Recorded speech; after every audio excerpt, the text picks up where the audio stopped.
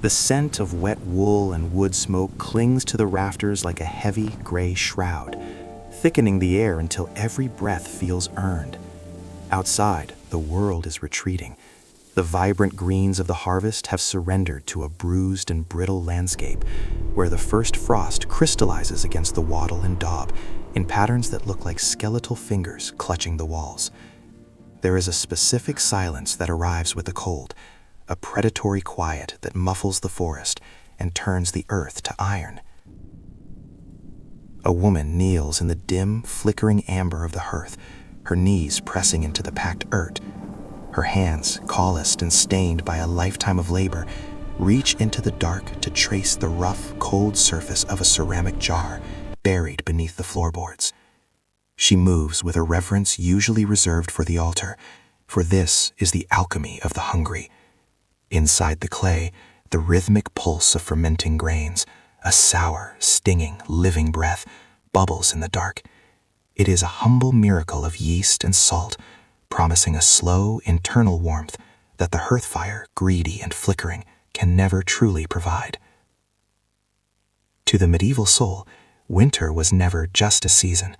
It was a spectral presence, a white hunger that sat at the edge of the clearing, waiting for the fire to die. Survival was not found in grand gestures, but in the quiet mastery of shadows and the hoarding of light. She pauses, her head tilted toward the roof, listening to the wind as it howls through the fats, searching for a gap, a weakness, a way inside. She knows the arithmetic of endurance, the extra layers of rotting straw stuffed into the eaves, the precious, pungent heat of the livestock huddling just beyond the thin timber partition, their heavy breathing joining hers in a singular, desperate fog. The hearth is a fickle god, demanding wood they cannot always spare. But as the frost thickens on the doorbolt, she turns her gaze toward the light of a single, guttering rush candle. It is a small, fragile flame, yet it represents the only barrier between her kin and the encroaching void. Beyond the flickering reach of the hearth, a heavy, suffocating silence falls over the village, broken only by the rhythmic, agonizing thwack of an axe biting into frozen oak. It is a sound that carries for miles in the brittle air, a desperate heartbeat echoing against the timber. The atmosphere here is no longer life-sustaining.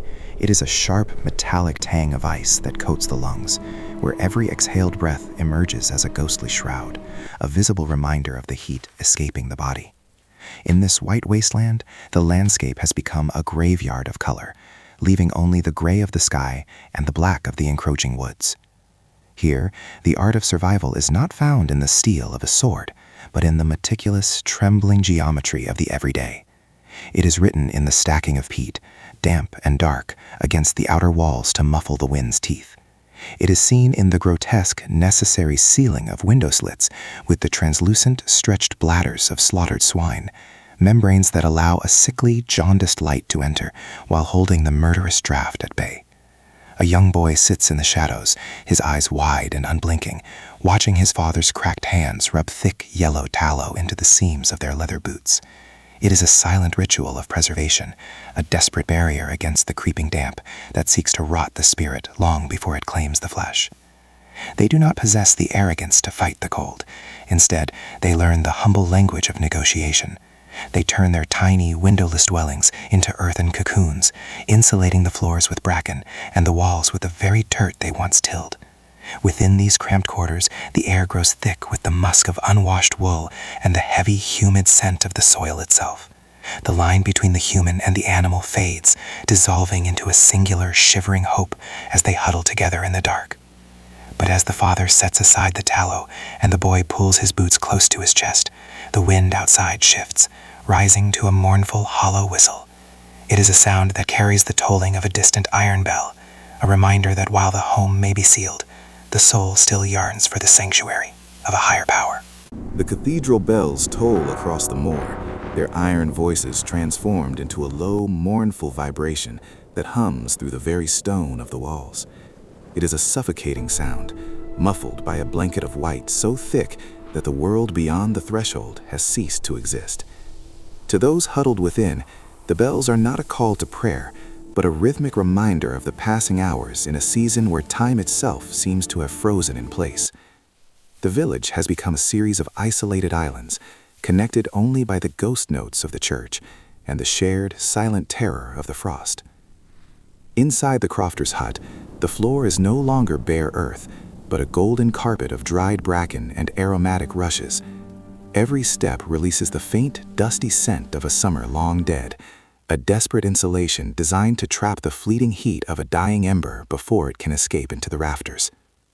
Near the hearth, a grandmother sits with her back against the loom, her fingers moving with the mechanical grace of a spider weaving a tapestry of coarse, gray hemp. Each movement is a battle. Her joints ache with the damp that rises like a slow tide from the stones, a cold that bypasses the skin to settle deep within the marrow. She does not look up as she works, for her mind is wandering through the graveyards of the past. She remembers the great famine years, when the grain bins rang hollow with the sound of a drum, and the sky turned the color of lead for months on end. It was she who taught the young how to strip the inner bark from the birch, how to grind bitter acorns into a flour that tasted of survival and ash. To her, this winter is an old enemy, one that requires a special kind of defiance. Every knot she ties in the hemp is a wordless prayer for endurance, a small, knotted protest against the frost that seeks to turn their very blood into glass before the Lenten sun can return to claim the earth. But even as she weaves her wall of fiber against the dark, she knows that the fire in the hearth is a hungry beast with a short memory. Her eyes drift toward the stable partition, where the low, rhythmic thrum of the cattle begins to stir. The heat of the loom is a ghost, but the heat of the herd is a living thing, and soon the family must seek a different kind of sanctuary, one found in the shared, humid breath of the beasts that carry the weight of their world. Moonlight spills across the village like spilled milk, a cold and clinical light that reveals the world as a graveyard of silver. It catches the jagged edges of frost-rimed scythes and heavy iron plows leaning abandoned against the stable doors, their utility surrendered to the ice. Outside, the wind is a whetted blade, scouring the timber and seeking the marrow of anything left exposed. But as the heavy latch drops into place, the roar of the winter is replaced by a profound, humid stillness. Within the longhouse, the air is no longer sharp, but thick and heavy, a soup of musk, dried clover, and the prickly, sun-drenched ghost of summer hay. This is the inner sanctum of the medieval winter, where the pulse of the herd becomes the surrogate heartbeat of the family. A young girl, her skin translucent in the gloom, presses her back against the massive, rhythmic flank of a great ox. She does not recoil from the beast's coarse hair or the steam rising from its hide. Instead, she leans into it as one might lean against a cathedral wall. She feels the slow, tectonic heaving of its lungs, a living furnace burning in the heart of the dark, a furnace that asks for nothing but a handful of fodder in exchange for life itself. This is the sacred, desperate geometry of the peasant helm. In the depths of the great cold, the boundaries of status and species dissolve. The master of the house and the beast of the field are reduced to the same basic currency, warmth. They breathe the same air, share the same straw, and wait for the same dawn. The longhouse becomes a humid heaven, a sanctuary where the sweat of the cattle creates a protective mist that keeps the predatory frost from curdling the blood of the children sleeping in the shadows. Yet, even as she finds comfort in the rhythmic breathing of the ox, her eyes drift toward the high, blackened rafters. The warmth of the herd can save the body, but it cannot pierce the absolute darkness that settles when the embers finally fail. Beyond the stable partition, in the corner where the shadows grow teeth, the family must look to smaller, more fragile lights to keep the ancient terrors of the forest at bay. The village pond has become a sheet of blackened iron, a cold and unforgiving mirror reflecting a sky that has forgotten the sun. Beneath its surface, the vibrant reeds of summer are trapped in a crystal tomb, suspended in a final, frozen gesture of life. Along the jagged edge of the ice, a man moves with the slow, deliberate gait of the starving. His hands are a map of his labor, cracked, bleeding at the knuckles, and stained dark by the bitter, frozen juices of the earth. He is not hunting for meat, nor for wood, but for something far more precious in the coming gloom, the hollow, dried stalks of the meadow rushes. He knows that the secret to surviving the long, suffocating night lies in the humble alchemy of the rushlight. To the wealthy, light is a luxury of beeswax and thick tallow. To him, it is a single, pithy reed soaked in the rendered fat of a slaughtered ewe. It is a meager, stuttering thing, a light that flickers like a dying star against the immense, predatory weight of the dark. Yet, as the sun dips below the horizon and the forest begins its low, melodic howl, this tiny flame becomes a fortress. It is enough to ward off the encroaching shadows that dance in the corners of the hut, shadows that carry the ancient, shivering terrors of things unseen. In this world of absolute scarcity, the hierarchy of life is stripped to its rawest form. A handful of congealed grease and a scavenged weed are the only currency that matters. They are the difference between a night of soul-crushing terror and a morning of quiet, frozen breath. He cradles the rushes to his chest as if they were gold, for he understands that once the sun vanishes, the darkness does not just hide the world, it devours it. He turns back toward the hovel, his boots crunching through the crust of the snow. But even as he secures his tiny light, a new sound drifts on the wind, not the howl of wolves, but the sharp, rhythmic snap of a bone pen being set, and the low, hypnotic hum of a spinning wheel. It is the sound of a mother preparing her nest, arming herself with thread and fur, for a siege that is only just beginning. A heavy wooden bolt slides into its notch with a final, echoing thud, sealing the world away as the blizzard descends with a sudden predatory roar. Outside, the landscape is being erased, the horizon swallowed by a white void that renders the familiar forest a labyrinth of ghosts. But within these four walls, the air is thick and stationary, a sensory map of a summer's sweat and the frantic labor spent under the copper light of the harvest moon. It is a scent of survival, the dusty perfume of dried yarrow hanging from the rafters, and the sharp vinegar tang of pickled roots sleeping in their brine. In the center of this dim sanctuary, a mother moves with the deliberate, slow grace of a priestess performing a rite. She is wrapping her infant in layers of scavenged linen and soft rabbit fur, her fingers steady despite the cold that bites at the floorboards. Each bone pin she sets clicks with a sharp, brittle finality in the stillness, a small anchor against the storm. She handles the child not as flesh and bone, but as a vessel for a flickering flame, conserving the body's heat as if it were a precious, dwindling liquid. In the medieval winter, heat was the only currency that truly mattered, and she is hoarding every calorie, every heartbeat, against the indifference of the frost. In the shadows of the corner, the spinning wheel begins to hum, a low, hypnotic dirge that anchors the soul to the present. The rhythmic whirring is the only sound that defies the howling wind, a reminder that even in the deepest, most crushing isolation, the hands must remain busy.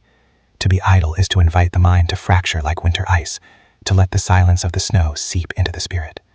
The thread she spins is more than wool. It is a lifeline, a tether of purpose that keeps the shadows from closing in. She stops for a moment, her hand resting on the wheel, her gaze turning toward the heavy door. She knows that while she has fortified this small world, there are those still caught in the white cathedral of the woods.